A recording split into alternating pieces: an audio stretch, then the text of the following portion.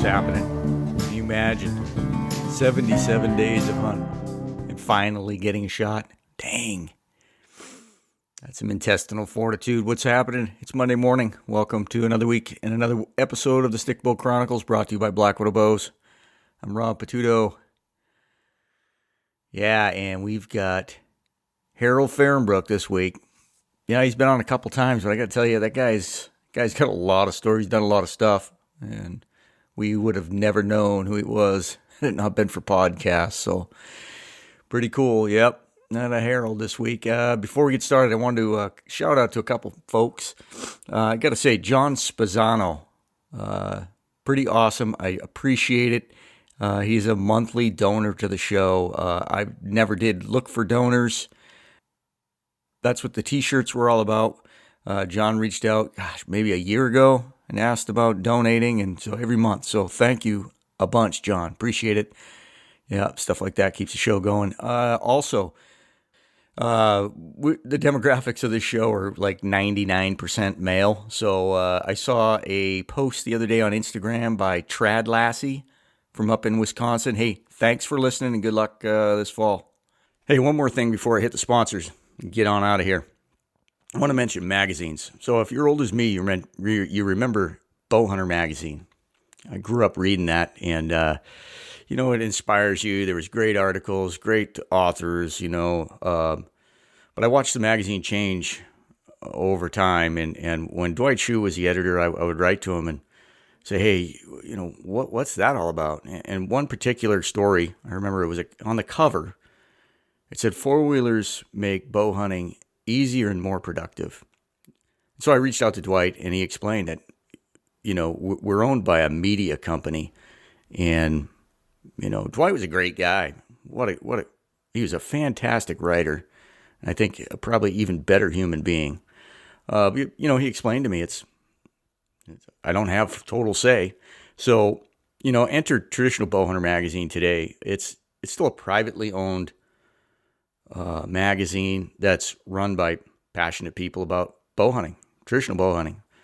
So I urge you to head over to their website and subscribe. We need to support those that support us. That these are the types of companies that sponsor these shoots that we go to. I'm quite certain that what you spend on energy drinks during 1 week is less than a subscription for a year. So head on over there, subscribe, support the small community we run in. That's all I got to say about that. Big thanks to the sponsors: Selway Archery, the Footed Shaft, Kifaru Intl, and of course Blackwidow Bows. Head over to Instagram, the Footed Shaft, and get entered in the giveaway Terry's doing over there. We got a Sitka Apex pack and a dozen Black Eagle arrows. Yeah, look at the Footed Shaft on Instagram. I'll shut up now. Have a great week.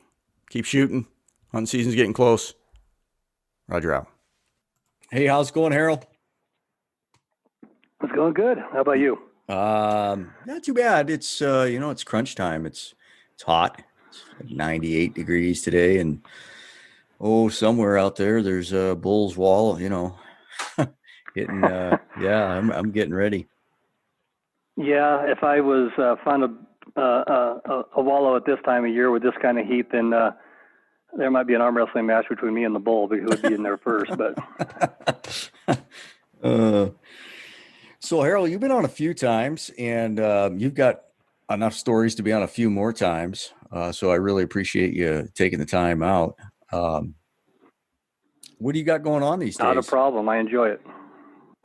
And you're headed back to Alaska pretty quick? Yeah, I leave June 30th, and I'll be gone for almost 2.5 months. I'm not scheduled back till October 10th.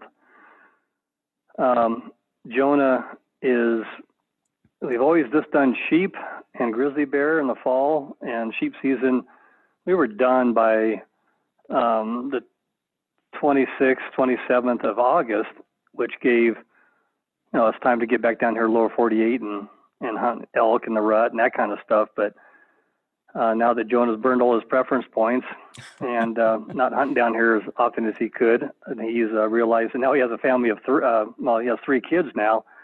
So now it's time to bite the bullet and take advantage of the whole fall season, which he's introduced moose to his program and soon to be caribou. So it's keeping me up there a lot longer than I typically would in the past. Have you guided moose and caribou before? Yes, for other outfitters. And then last year was Jonah's first year for moose. And so there's a reason why a lot of outfitters don't guide or outfit in the Brooks Range, because it's the only place in Alaska that you can't go off-road. So it's 100% roadless. I mean, Alaska as a state is pretty roadless anyways. It's all super cubs and that kind of stuff. But the river systems are like highways, and that's what they use. And and if you can get your Argo or your 4-wheeler or your 6-wheeler off the road and have a good chainsaw, you can make your own roads pretty much anywhere you want to in Alaska. It's where that would be an absolute no in the lower 48, that they don't really care in Alaska, except for the Brooks Range. You're not allowed to take vehicles through the corridor, so that locks everybody in. Was that but is that state or federal lands? Do you know? We're state land, land, and BLM land. Yeah. Yeah. So but it's the just state land differently then. Correct. Yeah. Yep. Hmm. Of course, you got the native land. Probably 85% of the land in Alaska is native land. It didn't used to be that way, but here in about 7-8 years ago, the people in that department and the federal part of the United States felt that they needed to give the native corporation some more land, and thus absorbed millions and millions of more acres to the native corporations that took away from anybody being able to use it because it was state or federal lands. Now it's native corporation land. Interesting. So I wonder. we lost a big portion of Alaska. Yeah. Yeah. I wonder if some of what they gave back was federal lands. I'm kind of curious about that. It was. Yeah. It was the state had nothing to do with it, was against it 100%. It was just the federals. It was the federal government. And I have my own personal opinion. I don't want anybody to hate me. But to me, we have our Indian reservations in lower 48, and we took the land. However it all worked out. And I just won't get into the whole Indian reservation thing. But as far as up there in Alaska, that was bought. That was purchased. There was no wars. There was no hard feelings. There was no nothing. As a matter of fact, the people that stayed got government subsidies instantly. And they got land instantly. We gave them everything. And they're the richest corporations in the world, Indian reservations, because they don't have to pay any federal tax or any tax whatsoever on anything that they do or anything. I mean, heck, all your cruise lines in the ocean are owned by Indian corporations in Alaska. And they don't have to pay any tax on any money that they make. So they're doing very, very well. And to me, if the way I look at it, if they didn't like it, but they did like it, I mean, it's no problem. Then they go talk to Putin over there in Russia and see if he'll give them millions and millions and millions of acres. But at any rate, that's just me being selfish and thinking that land up there should be open to everybody. Yeah, that's a whole nother. That's way deeper than what this podcast goes. I'm shallow. Yeah, it is. So sorry to get sidetracked there. I'm shallow. So I had Jake on, and it was fun hearing his perspective of the hunt. But apparently you were a key player in that too. So I wouldn't mind getting your perspective. I mean, we were going to talk about some buffalo, but I thought maybe we could hit on that first. Yeah, and I enjoy doing that because as a guide, it's a real luxury, and it hardly ever happens to have somebody that has the personality that Jake had. When I get all the bow hunters. I typically do get the bow hunts, and I'm honored to do that because I love getting up close and personal with the animals and getting into that uncomfort zone, not only for the animal that might all of a sudden realize you're there, then also as the predator, being me and my client, when you're hunting, 8, 9, 10-foot brown bears and getting within 25, 30 yards of them. So it's a whole other factor. But what made Jake such a luxury and such a neat client was typically, and it's a shame to say, but it's when people are paying $20,000 for a Dall sheep hunt, people are paying $20,000 for a brown bear hunt. Everything's $20,000 now. The moose are $20,000. It's you'd think you'd really be on your game. That you're practicing all the time. You're getting in shape. You're walking the hills with sandbags in your back, on your backpack. You're really getting after it. But and a lot of people do. But what really gets me is these guys that will be already making excuses. Like, man, things are really hectic at the job before I left, and my mind's really not in the game here. Or things on the home front ain't where I really wanted to be when I left, or my son's got a baseball game that I really probably should have been. They're already either getting homesick or making out excuses already for a miss and a blown stock. They're already preparing me for what they might not be shooting like they normally would. Back home, they would, because especially my traditional guys, I got a handful of judo points in my pocket, ranging from 120 grains up to 300 grains, that I keep with me, and no excuses. We walk by an old rotten stump, I'm having a guy put an arrow in it. We're walking by we see a pine cone out there 20 yards. Hey, just see what you can do with that. So many hunters make the mistake, bow hunters, that they practice all summer long, getting up into the fall, season starts, and once season starts, they never launch another arrow because they're hunting. And they might go a week without seeing an animal or ever shooting at an animal, and that's a waste of a week. You could be shooting ant hills, you could be shooting a rotten stump, you could be shooting at a depression in a bank somewhere. So I'm pretty anal about just staying tuned all the time, and I'll get my clients, and they'll miss the target by a fair amount, and they're like, man, I just that's just not me. I'm just like I told you, man. Things weren't right when I left the house, and they're already making excuses. And Jake, when we showed up, he already had an arrow in the target that we had there. It's in the bullseye, and he's leaving it there. I'm like, oh, the guy's pretty proud of himself. But instantly, he's like, hey, I am in the zone. You tell me to shoot, it dies. I'll put it in the boiler room. I guarantee you 100% I am in the zone, and I am not going to screw up. And I'm like, oh my God. This guy is the sweet answer for any guide out there. This guy had so much overwhelming confidence that he was on his game. And I've never been around I wouldn't say never, very few clients that are just, it's just mind over matter, and they are in the game. They are in the zone, and nothing can happen. Nothing could happen to take it out of it. And that's where he was. It was all but standing on his shoulders when the first bear came in, because he's ready to rock and roll. And then the second night, another bear came in, and it was like, I go, yeah, that's a nice bear. That's a boar. He's a solid 8-foot bear, but that's really not the one we're after here. And he's like, man, he goes, I really like that bear. He goes, I really like that bear. I go, he's got a big old bald spot on his ass from rubbing. He goes, well, the way I'm mounting it up on he goes, I got a ledge all the way around my trophy room, my man cave. And I'm going to have this thing leaning over the edge, kind of trying to grab a fish.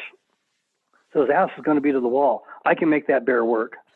I'm like, man, well, Jonah's not going to be pissed off that we shoot him because he's a solid bear, but it's still not the bear we came here for. He goes, well, can I shoot it? I'm like, yeah, you can shoot it. But we have plenty of time to be a little picky here. And that bear sat there for 30, 40 minutes and just wouldn't give him a shot. And then all of a sudden that bear just stood up on his hind legs, let out a bark, and hauled ass the other direction. Well, 2 minutes later, what shows up is this big old tank of a bruiser that he ended up shooting. And light and day difference between just the posture and the size and the personality of the bear that he ended up shooting compared to the one he was willing to shoot. didn't phase him a bit. He's like, "Oh my God, this." I go, "Yeah, okay, that's the no-brainer one. That's the one we're after." And that 40 minutes, 20 yards away, and that sucker would never give us a shot. It's getting to be about 2 o'clock in the morning. Of course, in Alaska, you still see. If I'd have been there with a compound guy, he would not have been able to see his pins. There's just no way. But instinctive guy, traditional guy, that, as long as you can see the animal and still pick a spot. It wasn't so dark that he couldn't find that depression in the hair or a dirty spot where he wanted to hit. He could find his spot. And sure as heck, when all of a sudden it stood up and there was another bear trying to come into the bait and he was going to go run it off, and he kind of gave it a posture and threw that right leg forward, and I didn't have to say nothing. I mean, that arrow was on its way, and he's using these Illuminox, and I could not have walked out there, froze picture, and put my finger on that bear any different than where that arrow hit it. I mean, where I wanted him to hit it, it could not have been. It was a spot on, and I instantly said, "Dead bear." I mean, dead bear. And he goes, I goes, "It felt good." I go, "It was good. I mean, that's a dead bear." And we go to crawl. We're getting ready to leave, and he goes, "Shouldn't we give it a bit?" I'm like, "No, I'm not like the guys in a lot of the hunting shows where they'll shoot an expandable, blow right through a whitetail, and it's running away. You see lungs popping out both holes, and they're saying, 'Well, we're going to give it 2 hours.'" I go, "That's just for TV. This is a dead bear. We're going to go get him." Well, in the time it took to have this little conversation, there was already 2 more bear back, the 8-footer and another sow. And he goes, "What about them?" I go, they'll hear us and see us, and most likely they'll run the other direction. I mean, let's go get your bear. So at that point, he was still just a little nervous and not bear savvy. And I have a healthy respect, but I've done it long enough that I know as long as I'm armed, I don't want to instigate the situation, but I'm 99.9% sure those bears, as soon as they hear us wrestling around there, they're going to haul ass, and they did. We got out, and 5 minutes later, we're standing above his bear, and it was, it made it about 60 yards and piled up, and it was done. So the bear hunters I had this year, the archery guys, had a compound guy, my first guy, and Jake, my second guy, and not counting Jake's 3 black bears, but I bet you all between Jake's 3 black bears and the 2 brown bears, if you add all the yardage of how far every one of them went after they were shot, I don't think you would reach 150 yards, because the average was right around 30 to 40 yards. Yeah, you're talking 5 bears, right? Yeah. So 3 black bears and 2 brown bears. Wow. All within, inside it, easily 200 yards of every one of them dying. Put together, none of them made it any further than about 60 yards. Never, none of them. Most of them made it 30 yards and piled up, and they were done. So my hunters made it very, very easy on me this year. There's nothing really exciting about going after a pissed off brown bear that has an arrow through its gut. So and that's my job, to crawl through the alders with go in after a bear that knows I'm after him, and things can kind of get interesting. So this year was a phenomenal year for hunters and myself. So if I can model anybody and want them to have somebody look up to and talk to about this style of hunting, what he did, and it was a baited brown bear hunt. But he would be the first one to be able to tell you it's not a lot of people, I'm going to say a lot, but there's a few people out there that are on the fence, like, that's not really challenging. Well, the hell it isn't. The first bear that he was willing to shoot was there for 35 minutes, never gave us a shot. The next one there was close to 45 minutes and finally gave us a shot. And it's the science that goes into what Jonah does in regards to where he puts his bait stations. And the whole reason the state of Alaska is allowing brown bear baiting to begin with, which they never allowed before, is because of a Predator Control Act. To try to get these numbers down, you got to harvest your predators. There's not a better way of doing it, even though we were 100% spot and stock as well. But it is a little more automatic. Automatic, you're going to see a bear. It isn't automatic you're going to get a shot, even though you might be 20 yards from that bear. Like I said, 2 bears, a little over an hour, 1 opportunity.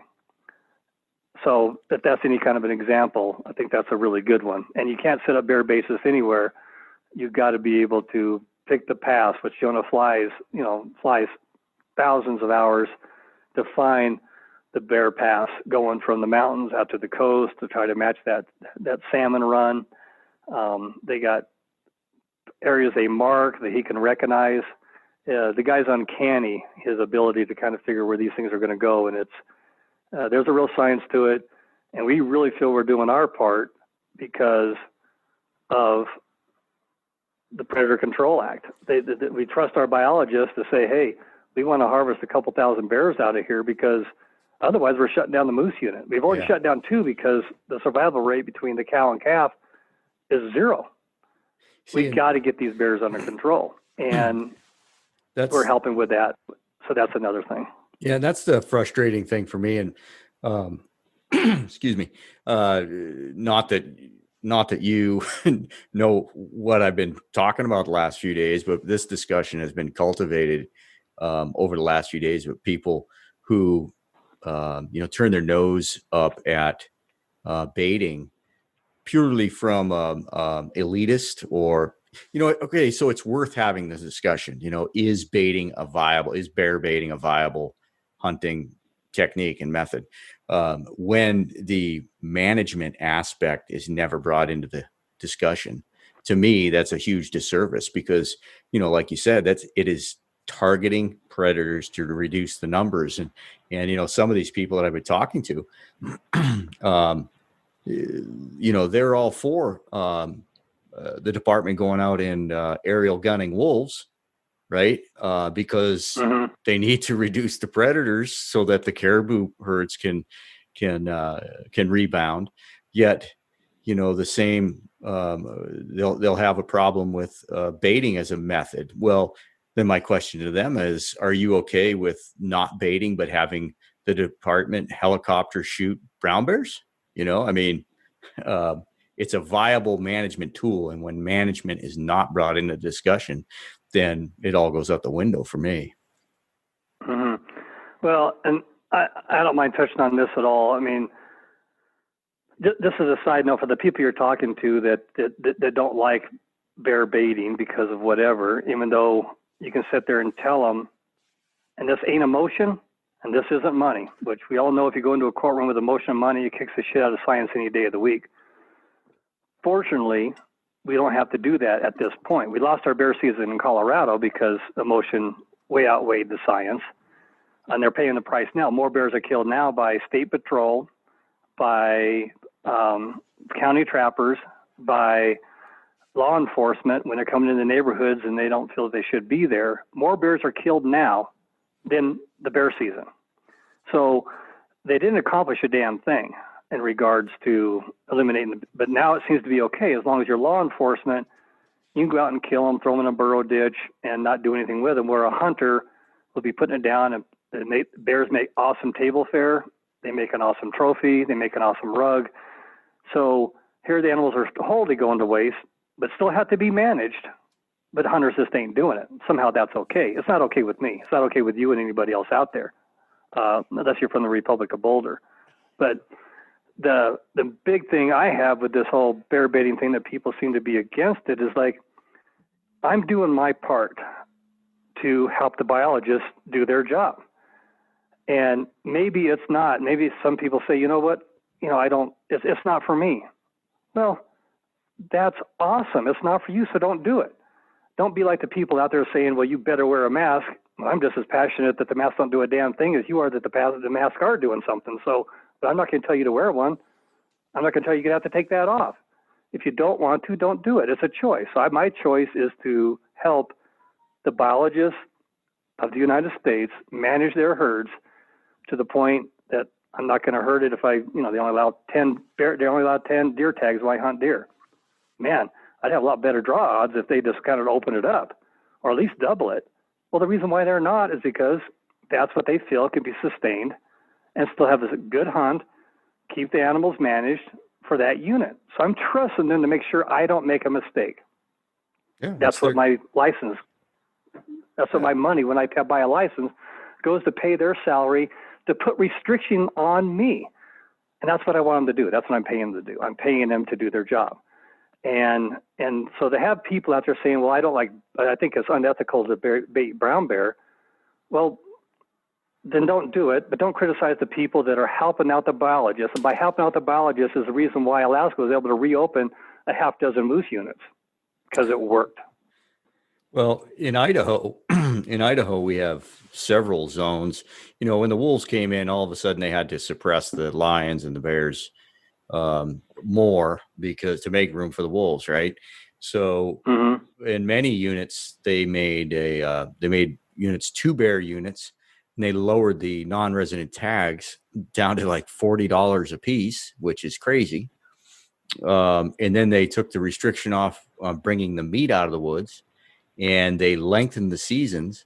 So here's your game managers doing all of this to manage game herds, and you have the Western Environmental Law Center now filing suit in Idaho and Wyoming to ban baiting on national forest.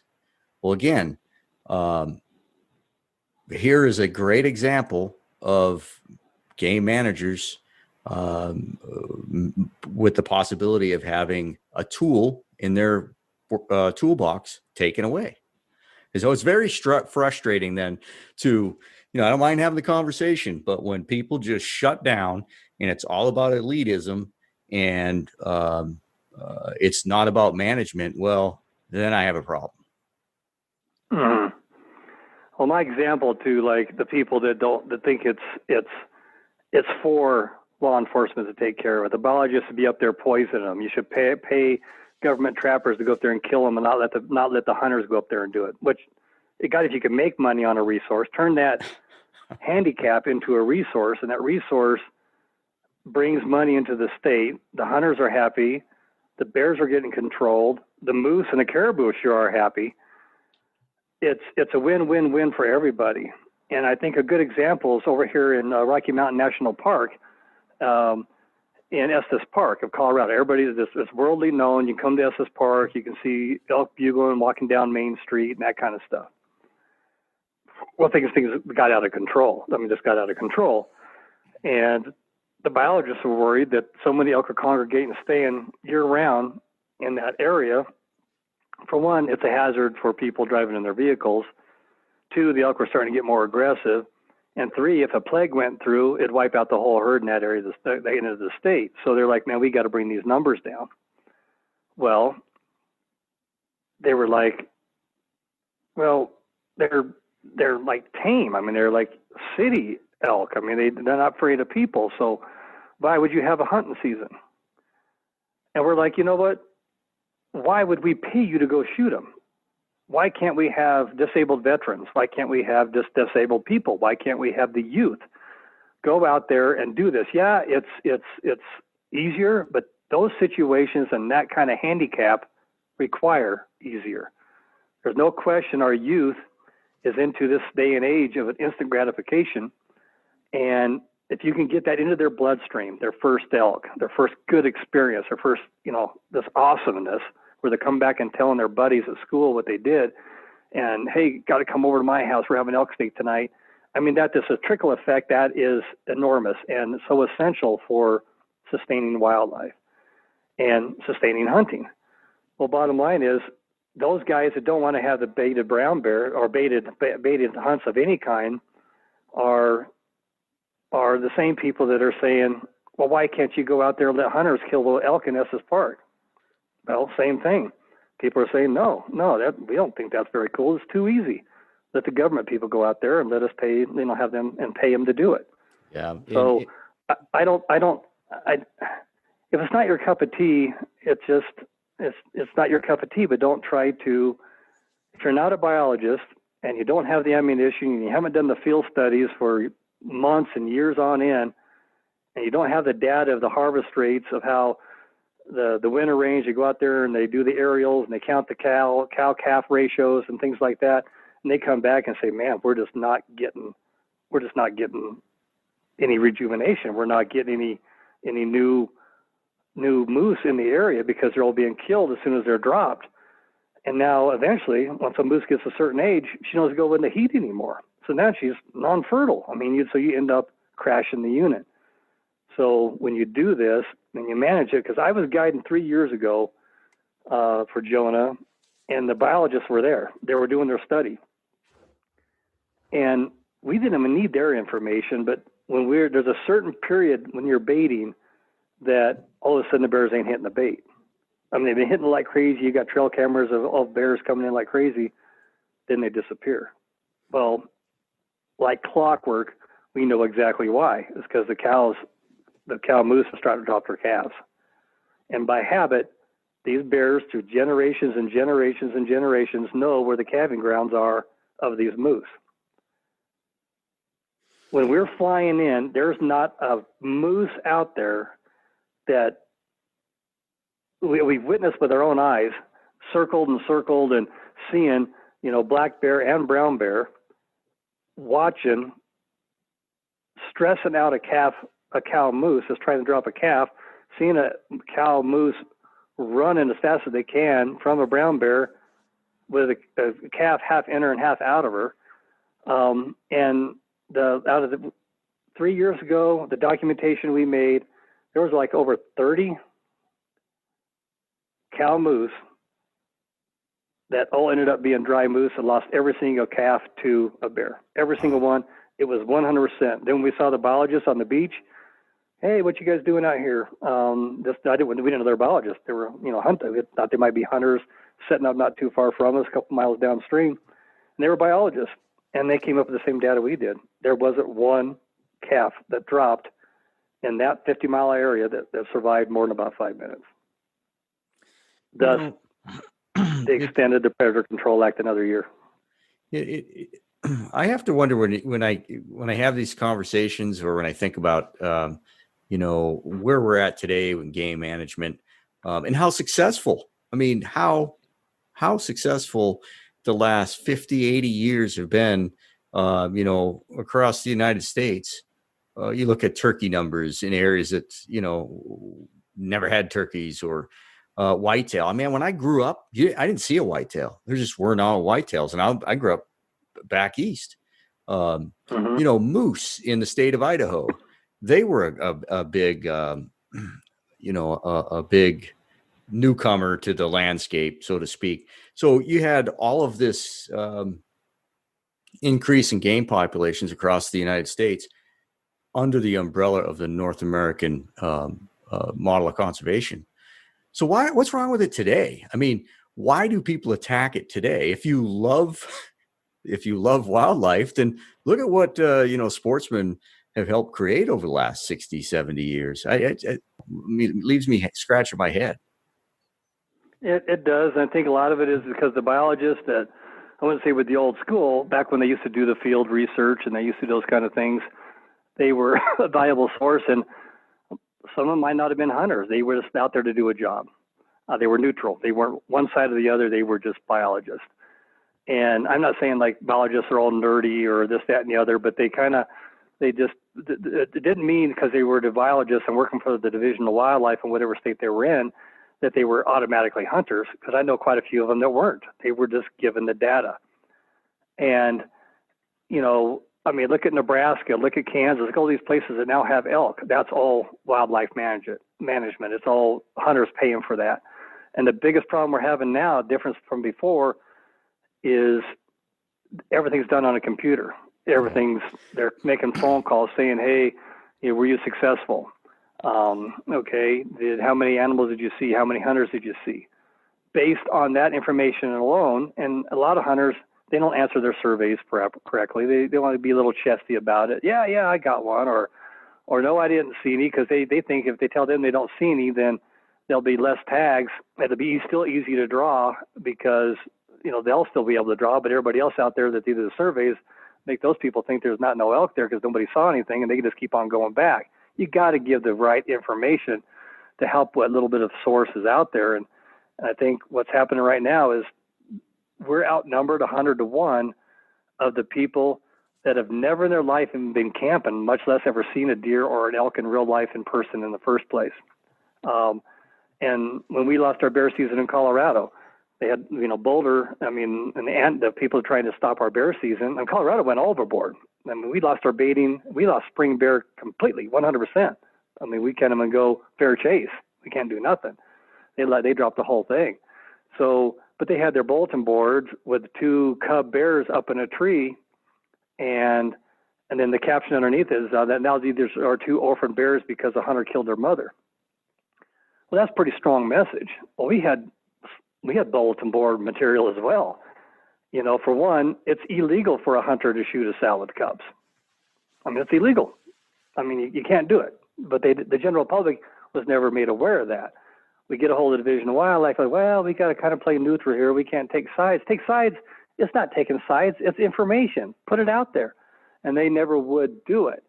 And then, which, rubbed me really wrong. And the other thing, as a hunter, and I did a lot of bear baiting, and bears are a lot like dogs. They mark their territory. So the biggest mortality rate of bears, as anybody that knows anything about bears, is the boars kill the sow's cubs to put her back in season.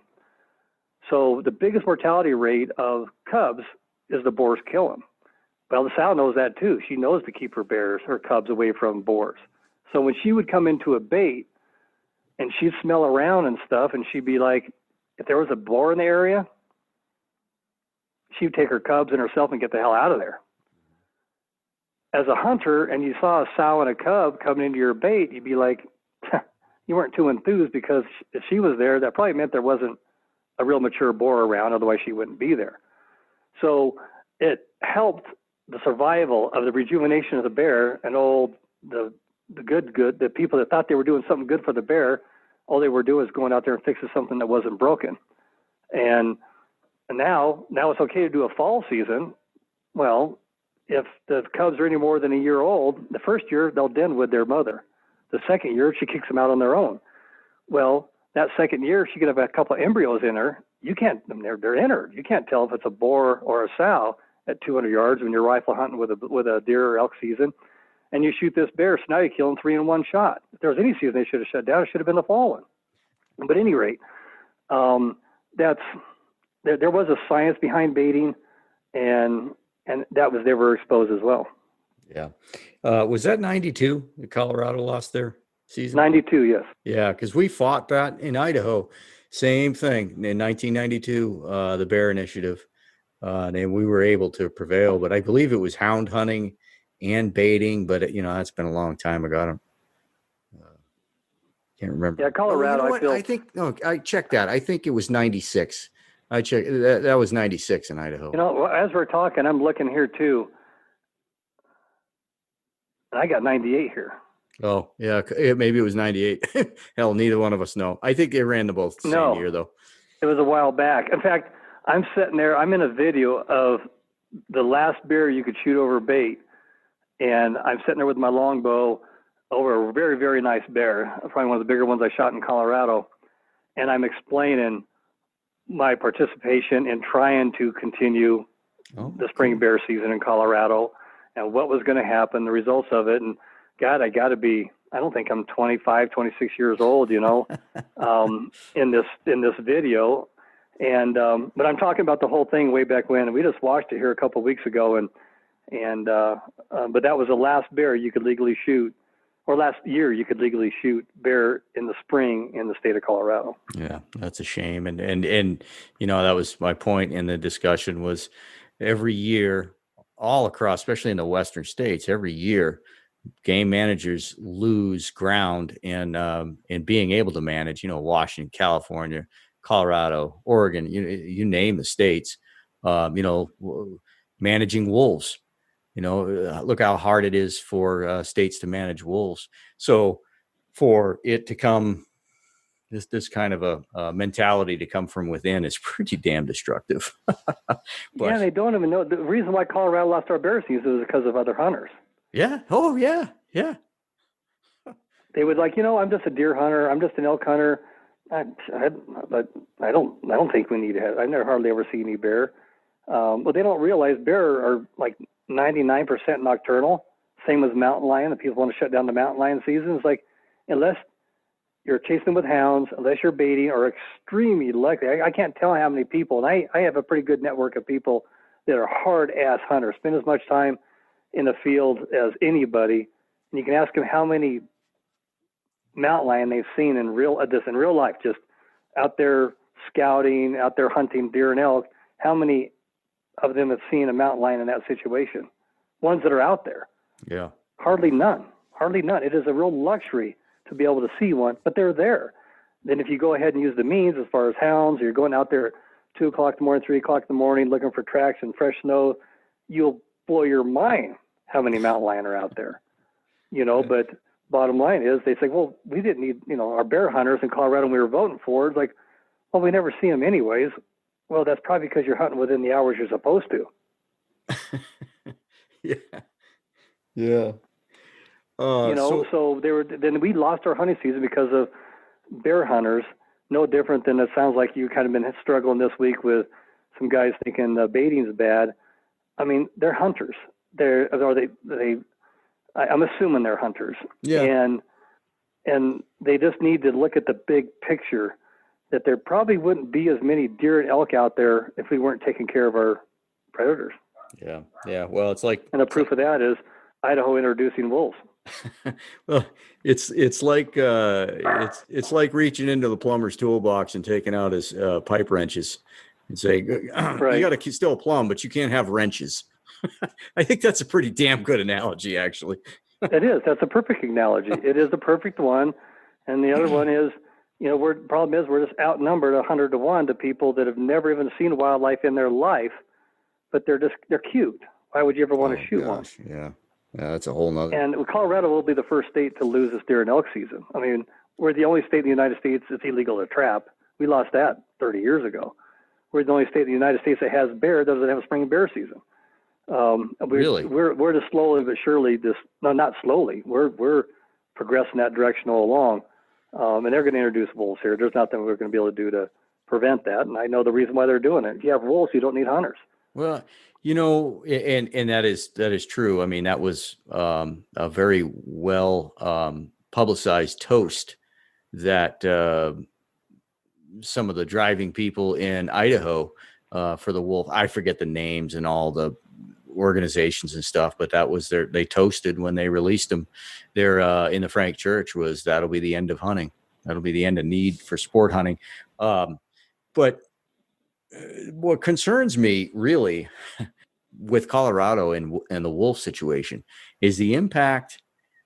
People have not in their wildest imagination can dream up what it's going to look like when the wolves really descend on Colorado. It's going to be a bloodbath. But the neighboring states, the impact it'll do on tag sales for non-residents in Montana and Idaho and Wyoming and you name it. Because how many non-resident elk hunters come to Colorado a year? I mean, it's going to be devastating to the neighboring states. It would be devastating, and Colorado's not going to talk to their neighbors on how big a mistake it was to introducing wolves. They're just, but that's the whole reason. Like the attitude here is, well, they're looking at it wrong. Yeah, they act like they're sorry they introduced wolves, but they're not looking at it wrong. If you have wolves, you don't need hunters. And then you're like, okay, let's just go with that. You just got through telling me the only animals that the wolves eat are the sick and wounded. Well, I've been hunting my whole life, and I know the wintering ranges. I can see 1,000 elk in one herd in South Park where they're wintering. And to try to meet an eyeball or see a wounded elk or a sick elk, I probably in my 59 years, I'm 59 years old, I've hunted since I was 12 years old, I can count on one hand how many deer or elk I've seen that were obviously sick.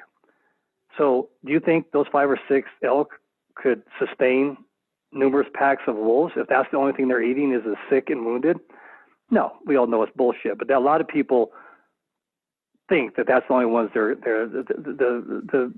pro wolf people say, yeah, they're only getting the ones that need to die anyway. They're only getting the ones that are sick. No. They've eliminated herds in Montana. They've eliminated herds in Idaho. They've eliminated and they've closed a third of the state in Alaska. They don't just eat the herds. They just don't eat the wounded. that wolf mentality where your high school basketball team's called the Wolves, like just don't leave anything behind, lead it all the way up there in the field. You just have that wolf mentality. That's where it comes from. Yeah. They do it for the fun of it. They do it for just the fun of it. If they're hungry at the time they kill something, they might take a mouthful, but other than that, they're going to continue to keep on chasing. And people just don't realize that. The disturbing part really was, and you know, if you have any ounce of humanity in you, you think about the herds that have never ever had to deal with a pack hunting style of wolves, and now, you know, these wolves descend on these elk that have just, it's not in their DNA, right? For decades and decades and decades, they haven't had to deal with this. So, I mean, it was ugly that first few years, and it just, you know, they didn't know how to defend themselves.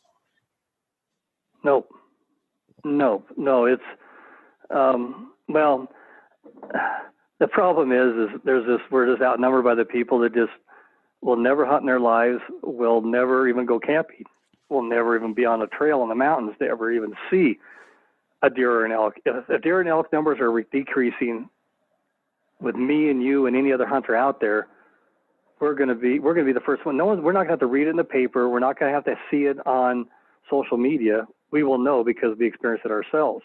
Where the rest of them out there, the only way they're going to know that deer and elk are going extinct if somebody tells them, because they've never been in the woods themselves to even know, but yet they're the ones that dictate what happens in the woods, because we have no voice now. I got to stop you there, Harold, because you're wrong. What happened in Idaho is the elk moved out of the mountains down to the valleys into the farmland en masse. And, you know, at one point I asked one of the locals here, you know, we were discussing the wolf thing, and he was kind of riding the fence. And I said, hey, man, tell me if you've ever seen an elk calf get hit on Highway 200. And he just looked at me. He's like, no, why? And I said, look what you see now. So you've been here for 40 years. Why are there elk on these highways now? So what it did was all the people in town, all the non-hunters, you know, and all the tourists, oh, look at the beautiful elk, look at the beautiful elk. Well, yeah, they live down here now. They weren't here 10 years ago because this is a refuge from the wolves. So, you know, your game managers, the public was like, they're not impacting our herds greatly. We'll go up in the mountains and try to find some elk. I mean, that was a huge, huge deal in, you know, around 2010, 2015, in that time frame.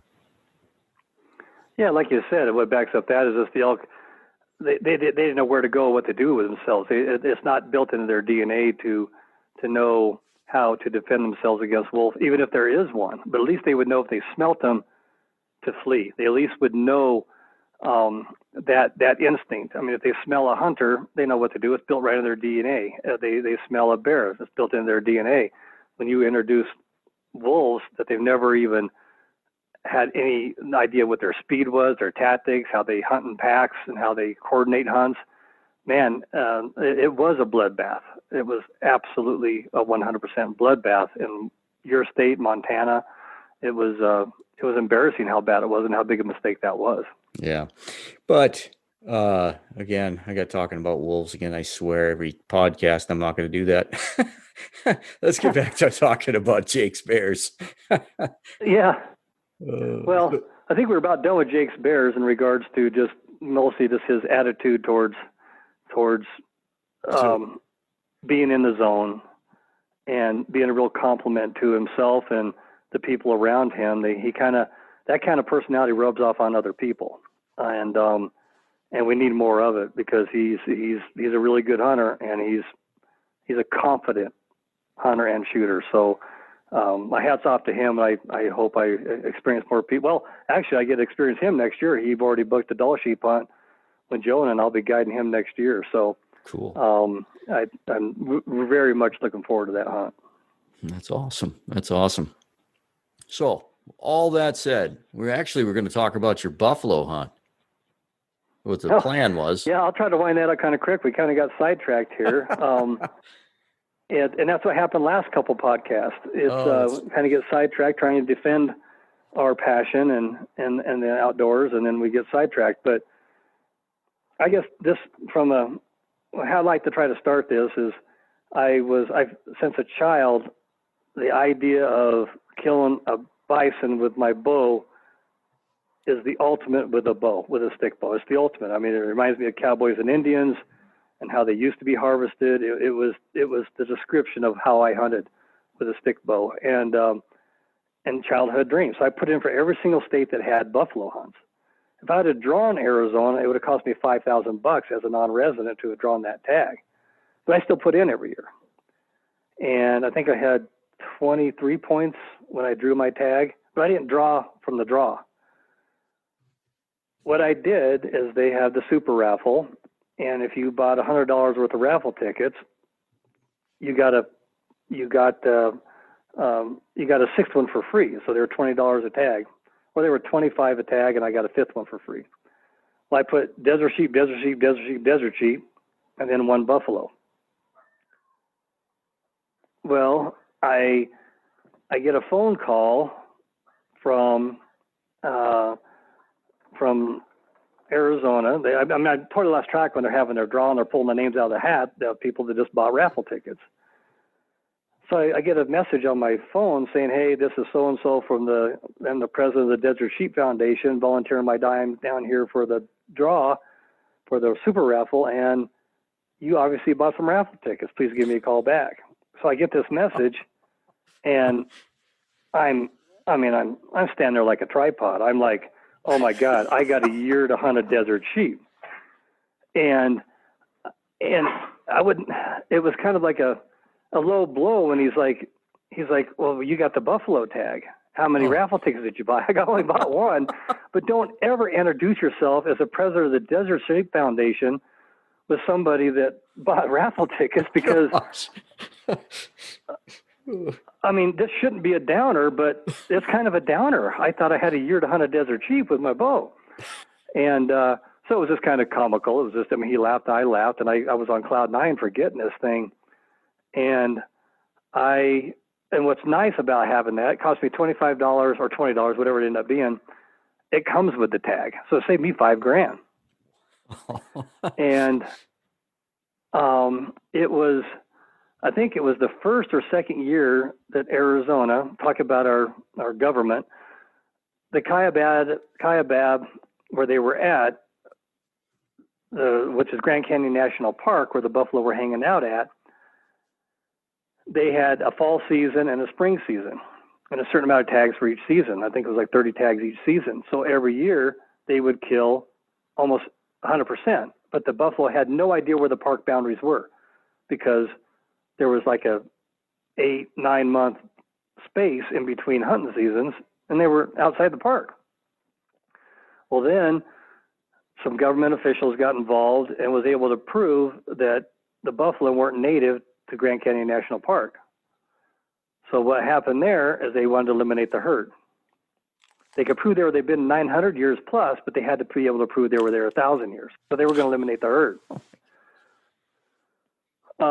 Well, then they did some negotiating. They go, well, if you can get this herd down from 1,200 down to like 350, we'll let you keep buffalo in the Grand Canyon National Park. Otherwise, we're going to,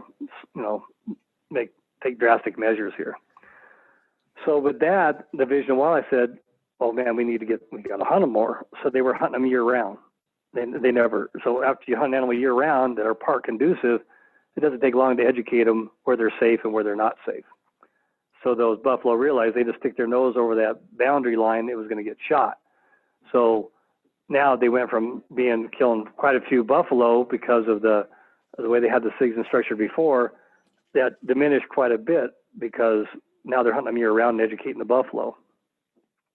Well, that's when I got my tag.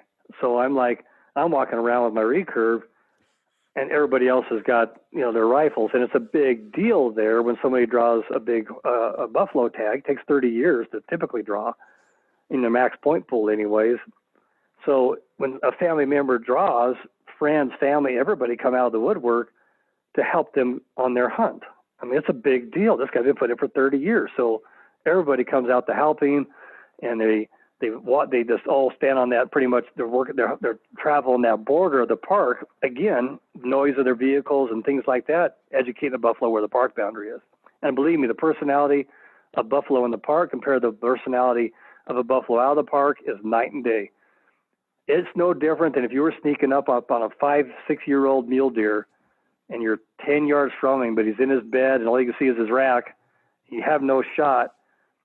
Everything is perfect. The wind's still in your face, but there's just a sixth sense animals like that get when you get in there, when you're in the living room with them. And they'll jump up and boil out of there and you never get a shot. It's just an instinct they have. Those buffalo outside the park can boil out of a spot just as fast as that 5-year-old mule deer can. Their personality is bipolar when it comes to taking pictures of them in the park and when they step out of the park. So with that said, I hunted them in the winter, and I thought I'd be able to kill a buffalo in the winter. I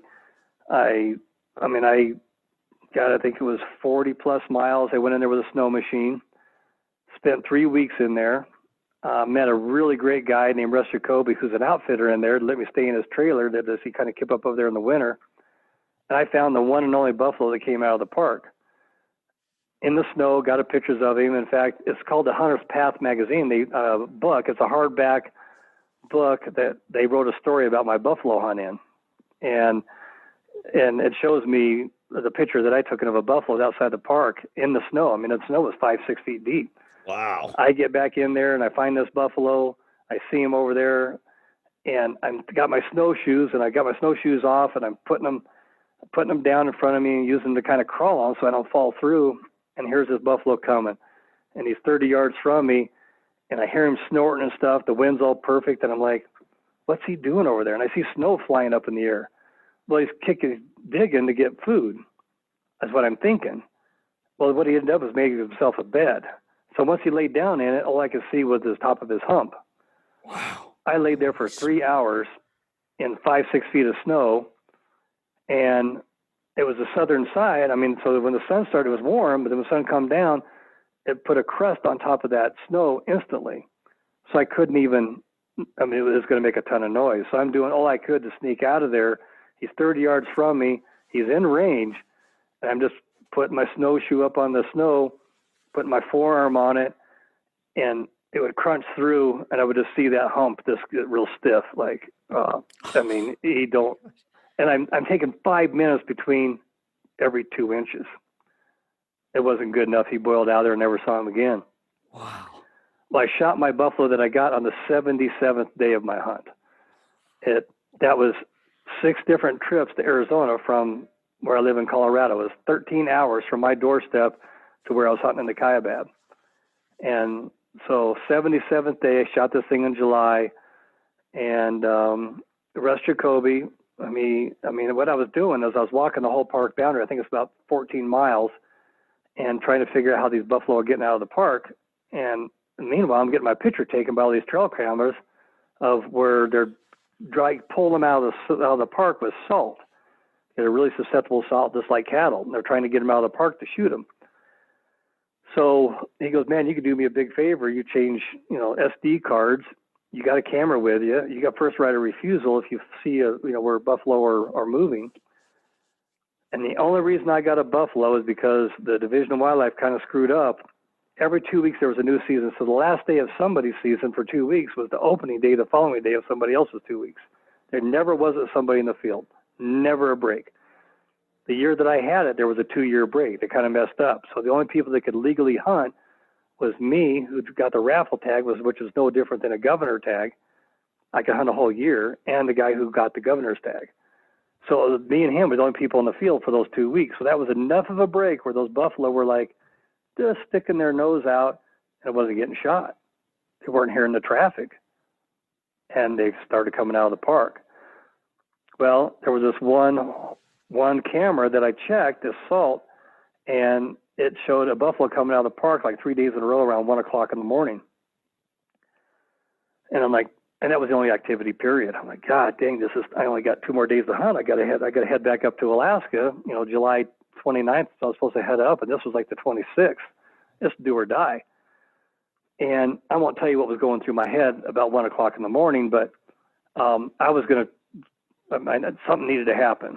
And I'm looking at the trail trying to figure out the trail that this thing's coming out to see if maybe, maybe he's hanging out somewhere at 7:30, 8 o'clock out of the park, but just where you can't see him. So I'm trying to find where his activity is, and I hear a twig break, and I look up, and this is 6 in the morning, and here's a hump. I see this hump of a buffalo coming. And I'm like, holy shit. I mean, if I wouldn't have been here, this would have been the first photo in a year at this salt of a buffalo coming out during the daytime.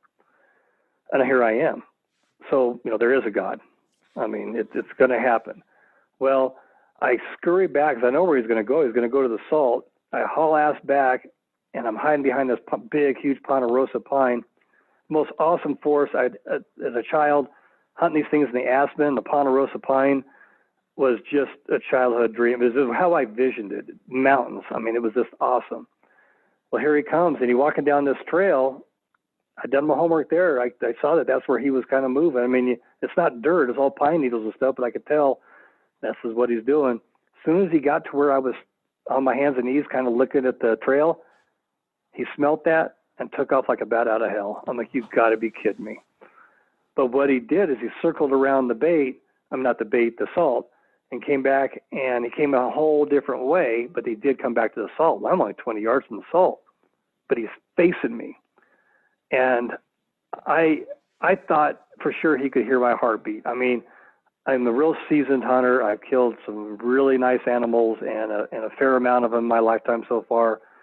And I get as excited as anybody does, but I can keep it under control.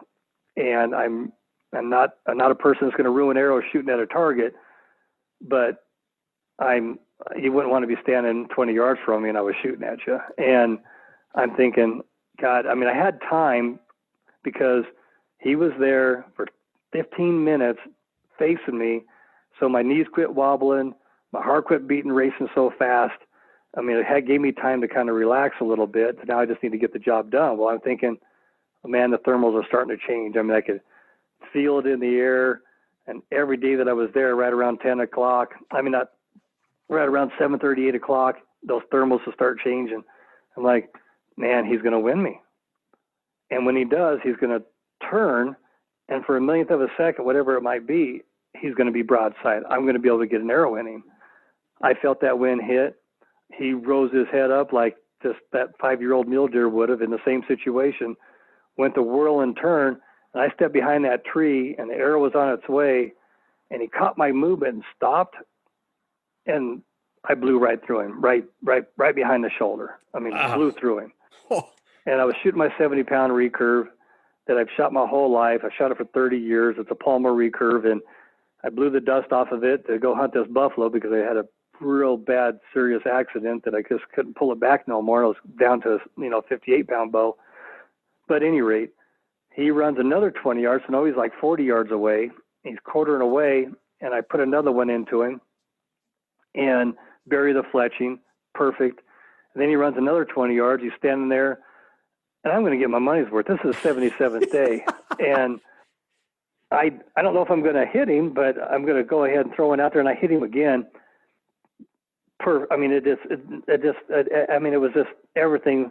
I was shooting outside my comfort zone, but it looked like I've been doing it my whole life, and other than the first shot. And he got real wobbly, like he was drunk, and then fell over dead. And that was my dream come true. That's how I ended up getting my buffalo. Dang. So first off, I got to back up. Now, when you were in all that snow, what was your plan? What was your plan to get him out of there? I had a sled that I was it was actually, Kifaru makes this sled, and I'm good friends with Aaron Snyder, and he let me borrow this sled. And so I just was going everywhere with this sled. I was just on snowshoes and ski poles and going everywhere. I didn't want to ride a snow machine. There was 2-track roads everywhere, but they were all closed. I mean, unless you had a snowmobile. Well, I don't want to make the noise I don't want to educate that buffalo. If I would have rode my snowmobile in there that day, he would have gone in the park and stayed there. I mean, I was walking, snowshoeing as far as I could every single day and trying to find buffalo. And it worked out with this guy. So my idea after I got him, then I would have just, quartered him, deboned him, did everything I had to do, get it in the sled, and hopefully I could have, and I'm pretty sure I could have, got the snow machine probably within about a quarter mile of where he was at. So I wouldn't have had the 8 miles that I walked to get there. It'd have been more like I only would have had to pack him a quarter mile where I know I could have got a snow machine. Gotcha. That had to be pretty intimidating to be on snowshoes and to have a buffalo there. It's not like you're moving very quick. You feel a little vulnerable. No. And what was I really thought I was going to get this guy. It had been the first buffalo shot in years in the wintertime, and this I think was in January. No, it was February when I was up there, and it was just it's so pristine, such neat country, especially with all that snow that the Kaibab gets that time of year, and it was. I really wanted to get one in that snow, but the one I got in July was everybody's like, okay, that's a really nice buffalo. I mean, you should definitely enter that in the books. I'm like, you know what? If I was turning down, if I spotted him and I knew he was a world-class buffalo, I mean, a really big buffalo, and I'm turning down other bulls every day because I want that one, like I've done in the past with mule deer, high country mule deer hunting. I'm like, yeah, that's a nice buck, but I've got my eyeballs on the initial on the buck that I really want to get. And I turn down bucks all day long, and then sometimes end up not even filling the tag. But I have an objective because I've seen my objective. There, I've been more enthused about putting this sucker in the book if I was in that situation where I was seeing buffalo every day. I knew I saw this guy and I wanted this guy and my dream came true. I got this guy. It'd have been a no-brainer. But to be honest with you, if one of those little orange calves would have came out, I'd have shot that thing in a heartbeat. I wanted to get a buffalo with my bow. Heck yeah. And I would have shot a cow. I would have shot a way smaller bull. I was the luckiest person in the world that day. They call killing an animal on your seventh day being lucky. Well, I was going to say, yeah, luck only goes so far. Persistence and stick-to-itiveness, I would say, after 77 has got to come into play. Yeah, and in 77 days, I only saw 2 buffalo, and I killed the second one I shot. Holy smokes. Wow. And it ended up being an absolute stud of a buffalo. Okay, that was my question. Yeah, so it was a big bull then, eh? Yeah. Yeah, he was well, he's definitely big to me and people that see him. I mean, he's a really good buffalo. They are cool I got you sent in the teeth, and they said he was a 9-year-old bull. So he's, been around a while, and I was really surprised how great of a mount that it made. I'm a taxidermist as well. I ended up buying like a life-size form so that I could make a shoulder mount to put on the wall that is like that you just don't see. You go into a bar, you go to a buddy's house, you go wherever, that anywhere there's a buffalo, it's a straight-on look, same look everywhere you go. You could take that same buffalo and put him over here, and then nobody would know the difference if that was the same buffalo or not. I wanted to make mine different.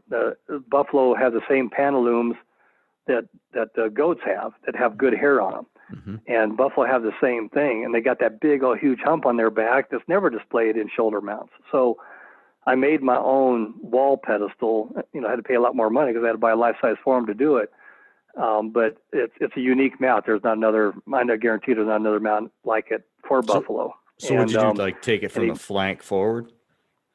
Yeah, I took it probably more like 15, 16, probably about 20 inches behind the shoulder, and then I dished it out to make like a wall pedestal, so you could kind of see behind it a little bit. And then I left the pantaloons on, so you kind of see the long hair. I mean, the hair on their pantaloons is, 10, 15 inches long in places, where from their knee down to their ankle. And so it shows off all that hair as well. And he's just a really cool mount. And then, out of the blues, I ended up going to Africa and shooting a Cape buffalo, which was just another awesome giant. I mean, he had 19.5-inch bosses. Supposedly, President Truman shot one in this area way back in his day that was 18-inch bosses, and mine's 19.5. I mean, he's just a giant of a bull.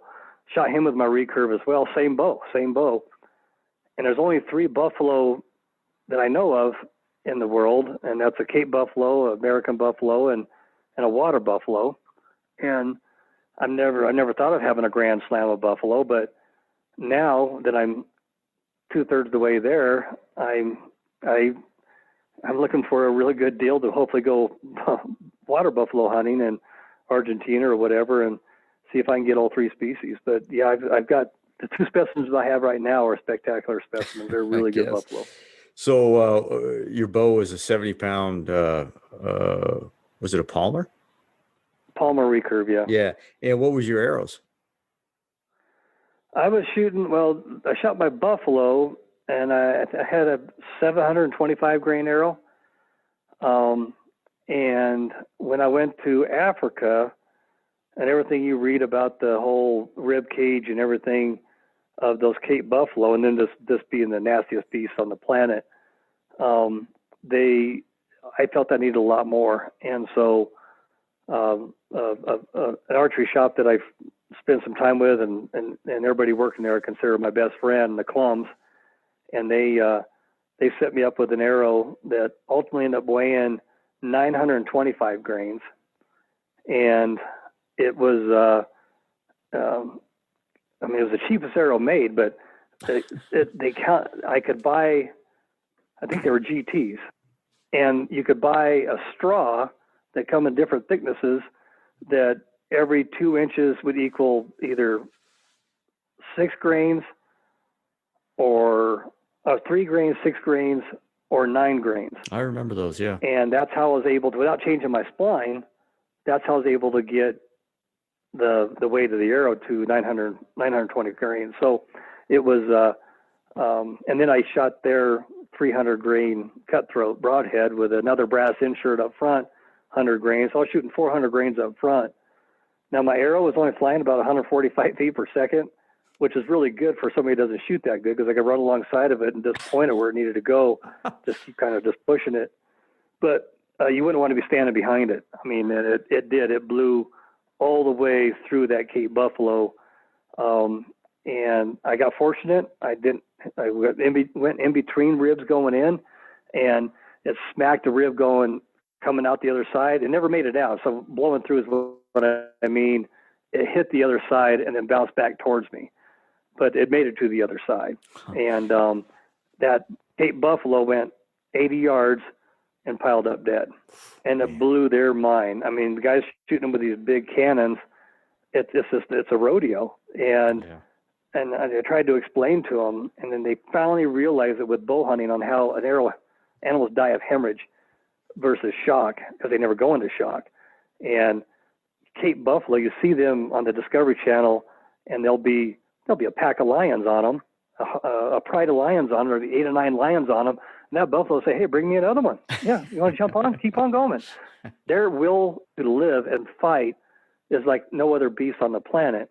Where you see the ones in Africa eating a zebra or something, or a kudu or anything like that, you can see their nostrils opening and closing, and they're eating them while they're alive. They just go into shock, and that will ain't there. But when you give it to a Cape buffalo, shooting them with a big old cannon, and you're stopping the energy of a 600 grain bullet, they know something's wrong with them, and they put that pride of lion fight back into them. And even though they're dead on their feet, they don't know it, and they go forever. Well, with me, I shot this thing, and he ran 80 yards. Man, I don't feel real good, and fell over dead. Yeah. He never had a chance to get that adrenaline rush and get into that psyche of survival, because it snuck up on him. I was going to ask you that earlier, your thoughts on brown bear. Having a hunter shoot him at 20 yards with a rifle. Sometimes you get spot and stock. Sometimes you just end up close, as opposed to a bow. What your thoughts are? Shot placement, big thing. Yeah. But I was if I got somebody shooting with a rifle, I'm going to tell them to shoot them through the shoulders and just plant them right there.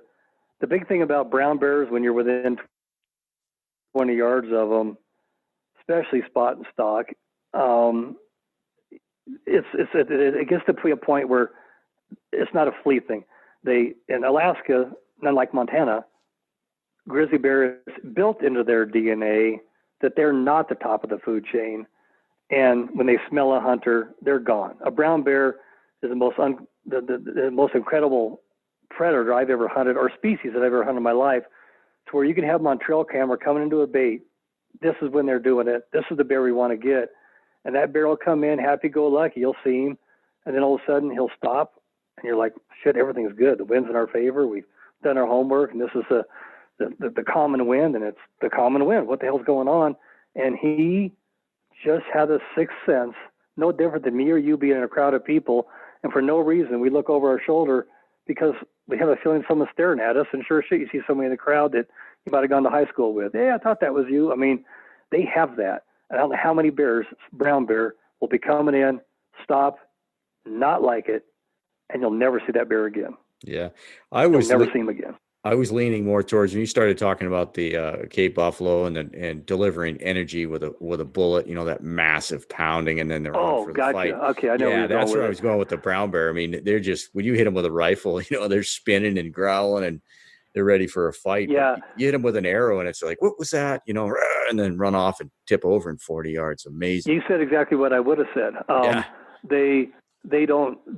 It's not that situation with them. They don't know what happened to them. I mean, boom, boom, in at them so fast, they'll run a little bit. And I've had them stand up on their hind legs and look underneath their armpits like, what the heck just happened here? And they got blood pumping out both sides and then fall on top of themselves right there. Yeah. But a lot of them, they like, what was that? And they'll run like 30 feet and then kind of start walking back, like going back to what they were doing, whether they were ripping up pea vine on a riverbank or going back to their salmon hole. We were fair chasing them. They didn't know what happened. And then they fall over dead. As opposed to a rifle, not only are they hearing that concussion at that kind of range of just the sound, but if the bullet's designed properly and it's not blowing completely through the animal, and it's that animal's stopping all that muzzle velocity and energy of that bullet, so you're taking a bullet that's running 3,000 feet per second and you're stopping it, something's wrong. and when something's wrong, they want to fight back. So that's when you see some of the hunting channels where they shoot a bear where they're spinning in circles, biting at where the bullet hit them. They instantly do that. But the thing is, very seldom do I see them do that with an arrow. They'll turn around, but I'm picturing it's not painful because they're not biting at it. Yeah. Like that. It's different. They just flee, or they'll flee and come back. I mean, it's a whole different deal. So, God, with me getting all the archery hunts, and I desire the archery hunts no matter what animal I'm hunting and guiding for. Other than I'm a bow hunter myself, I would rather guide bow hunters. When it comes to bears, up close and personal, I've had them expire way quicker with a bow than I have with a rifle. Yeah, and that's where I was going with. And we're always taught that as young bow hunters, how lethal an arrow is. But then when you watch those big bears and you zip an arrow through them and they run 30 yards and tip over, and it's like, man, that little broadhead, just did that. It's just amazing. And it's such an accomplishment. It's such a adrenaline rush. I mean, I can't afford to do it. Jonah's been graceful enough that I've worked for him long enough that every once in a while he'll let me, we'll work out a trade or something as far as guiding clients and in exchange to be able to hunt. And the brown bear he let me hunt, he just, I think the reason why he let me do it is because he was hoping that I would want to do it all the time.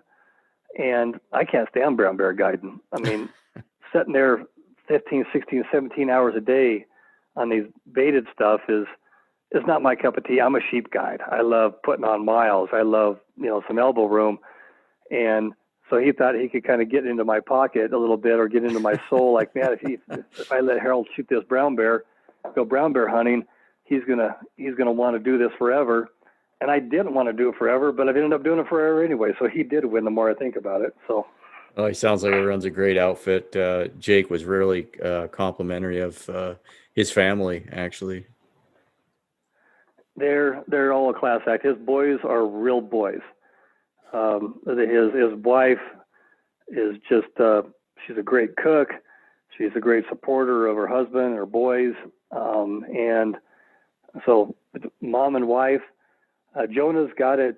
I hope he does realize how good he has it. He's just the perfect family-run operation, and it's only going to get better when his kids get of age too. So, that's cool. Yeah, there's nothing I won't do for the guy.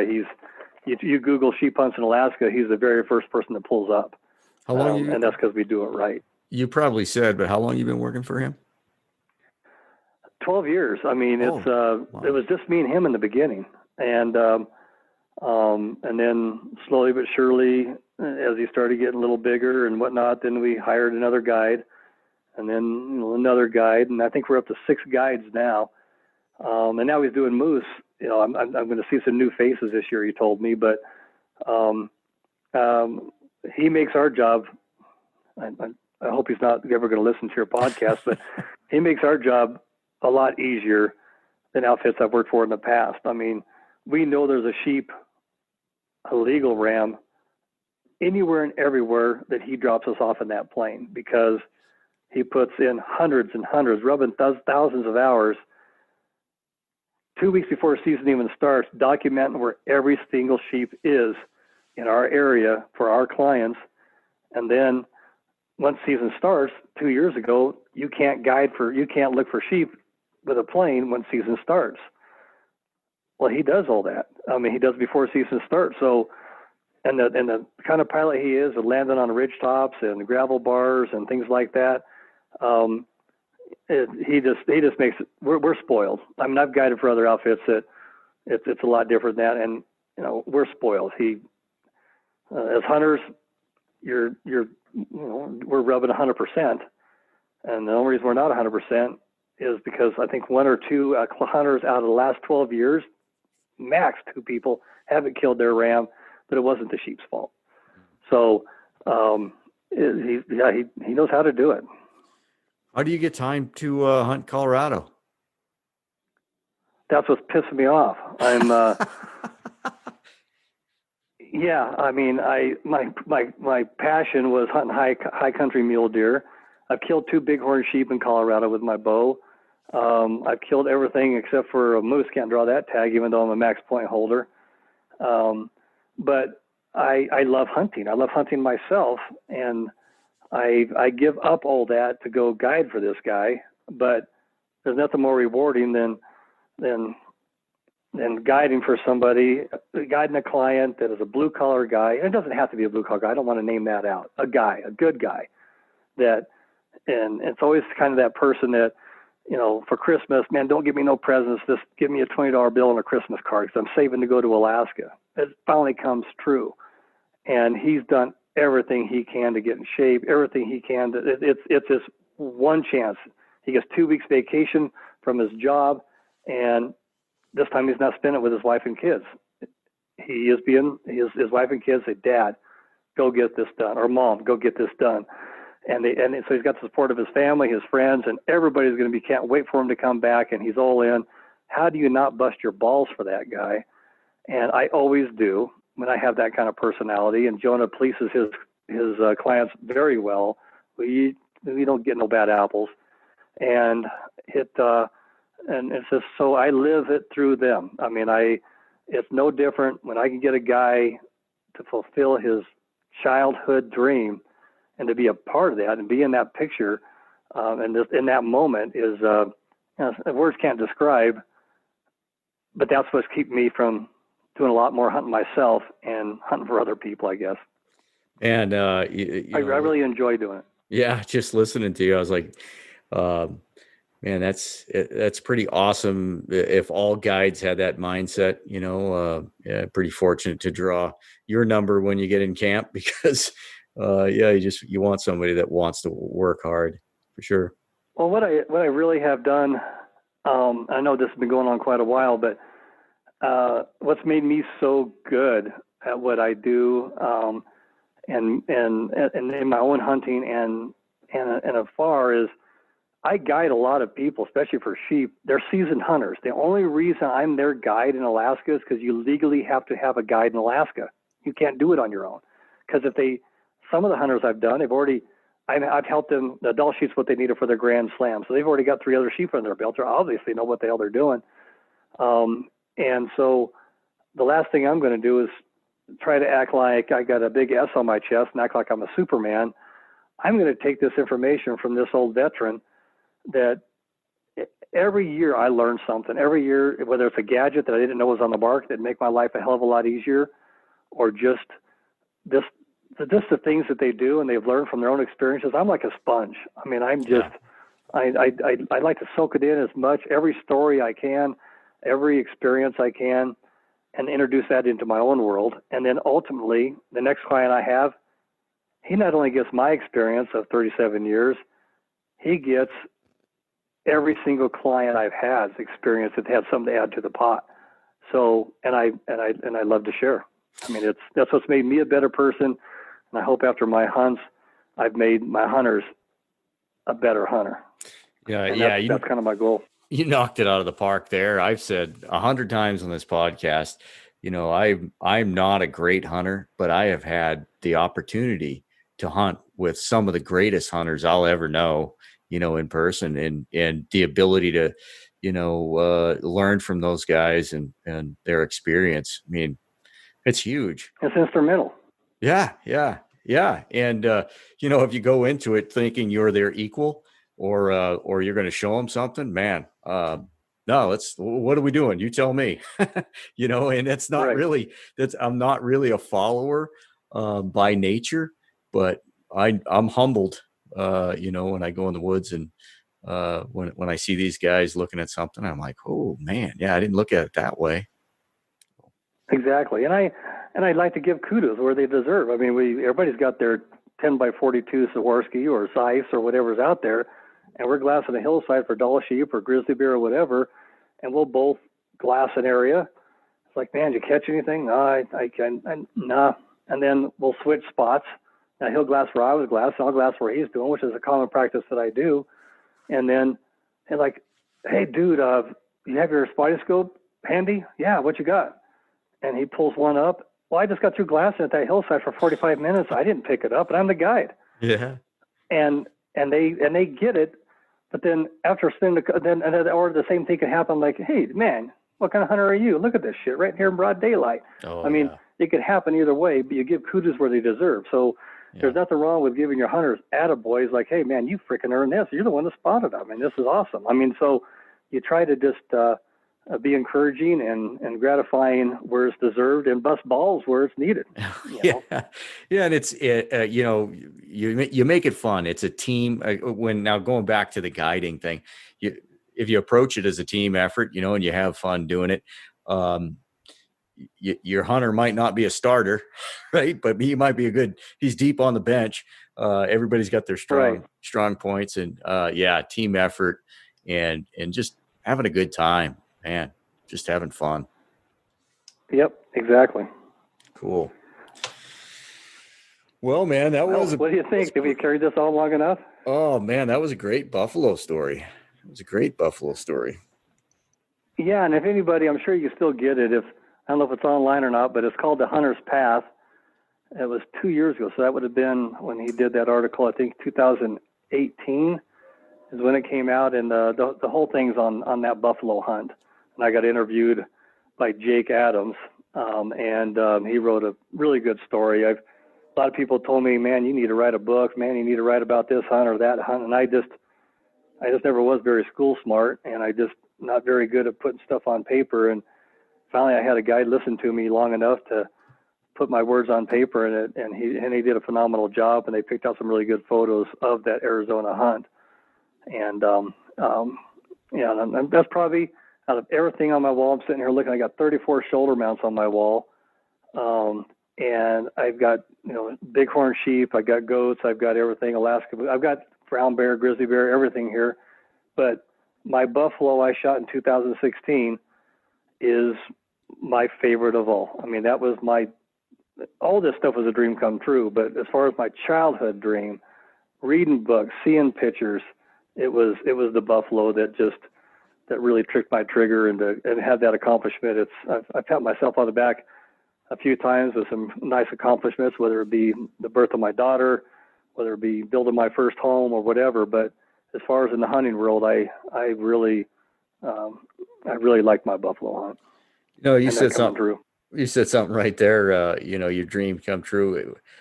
There's not a whole bunch of us that can say that what we dreamed as kids, but we actually got to do, right? Because I mean, I was in the woods. I remember somebody rode a horse down the old logging road, and I was looking at those horse tracks, thinking, can you imagine riding horses in the mountains someday? And got to do it on steroids, and got to live out west and hunt. And not a lot of people. We're pretty damn fortunate. There's not a lot of people that can say that. No, and I wouldn't trade it for the world. I mean, if something happened to me tomorrow, I had a great life. I mean, I did, and I have a memory behind everything here on my wall. Somebody asked me in that interview, actually, that buffalo hunt, if you had any. No, this was Epic Outdoors. They interviewed me a while back and put me in one of their magazines. If you had anything that you have any regrets or what you would do different, what would it be? And this is the age back when you used regular camera, had film. You had to go get film pictures developed. It wasn't part of this digital world at all. I wish I would have, if anything, taken some of those pictures of everything, whether it be my little 2x3 mule deer buck or whatever I have. I mean, just had put some literature. What current events were going on, whether it be Desert Storm, whether it be Vietnam, whether it be, something going on at that time of my life, and the people I was around, and for that hunt, just current events and things to kind of remind me, because I can look at that animal on the wall if it made it to the wall. I can go through my photo album and I remember that hunt and I remember that situation, but I couldn't tell you who I was friends with at that time. I don't know who. I can't tell you what kind of truck I was. And then some of that's important, but if there was anything I could do, I would have put some more literature, especially dates, and where I was at, because some of that stuff, I'm like, God, I used to hunt in northern Colorado all the time, and I wouldn't even know what national forest road I was on now to go back there to see if I could make that work again. And I just wish I'd have put some literature behind some of those photos so that I could revisit just like a diary. Yeah, well, listen to you and I trying to figure out what year the bear baiting initiatives were ran. 92, no, 96, no, 98. That was a while ago. Yeah, no kidding. Exactly. So that's exactly the perfect example. It's like, God, how long ago was this? And time flies. Holy cow. Yeah. I talk to some of these younger guys, 25 years old. I'm like, man, you know what? It sounds cliche, but enjoy it, because by the time blink of an eye, kids are growing up, and you're battling tendonitis in knees and eyes. You get I've had 2 knee operations. I've had multiple ankle operations. I broke my ankle guiding for Jonah my 4th year, and it's beat my body up. I'm 58 years old now, and I'm still up there in the high country chasing sheep, and I think that's what keeps me young. I mean, it's like, Harold, how much longer can you keep on doing this? And I tell you, I get my youth back when I'm up there doing it. So I'll do it as long as I possibly can. Well, hey, I appreciate your time, Harold. I kind of drug this out, getting a hold of you, and then we got our wires crossed. So sure do appreciate it. It wasn't wires crossed. I just forgot that I was supposed to do this.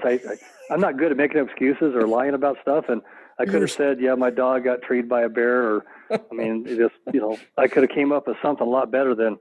I just forgot. I was out shooting my bow and didn't hear the phone ring. So yeah, you told me you were shooting your bow, so that was all good.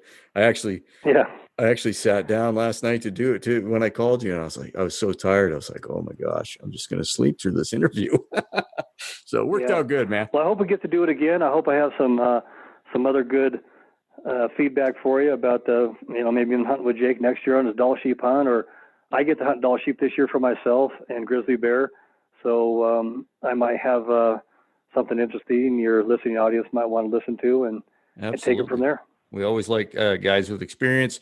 And I'm going to tell Jake that maybe every time he calls you the wrong name, and I can't remember what name he was calling you, Hank or Henry or something. I can't either now. I'm going to tell him, hey, that's going to be an extra $100 on the tip.